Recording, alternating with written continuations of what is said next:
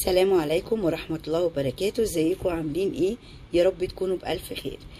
انا عملت لكم كده فيديو صغير جدا هختصر لكم فيه الكلام، ولو عايزين فيديو كامل مفصل قولوا لي في الكومنتات وانا هعمله لكم ان شاء الله. الميزانية دي حلوين، الاطباق الجميلة اللي انتوا شايفينها دي والله يا بنات اقل من 300 جنيه. هقول لكم دلوقتي الاسعار وانتوا براحتكم. الوجبات دي تكفي فردين لمدة اسبوع. دول ربع كيلو لحمه قطعتهم مكعبات وسط كده، هي بس باينه في التصوير ان هي كبيره. ربع كيلو اللحمه عندي ب 380، الربع كيلو ب 95. وجبت نص كيلو لحمه مفرومه، اللحمه المفرومه عندي ب 260.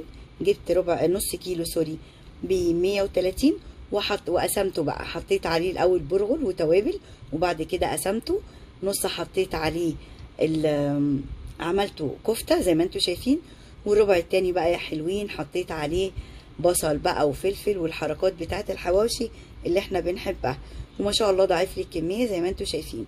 وربع كيلو السجق ب70 جنيه، احسبوها بقى كده هتلاقوها اقل من 300 جنيه. لو عايزين بقى تضاعفوا الكميه، لو انتوا ما شاء الله اكتر من فردين تضاعفي بقى الكميه دي. وزي ما قلت لكم لو عايزيني اعمل لكم فيديو مفصل بكل حاجه اكتبوا لي في الكومنتات.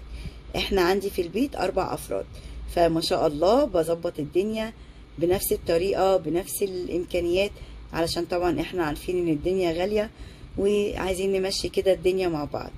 بس يا رب الفيديو انا حاولت اختصره على قد ما اقدر، يا رب يعجبكم.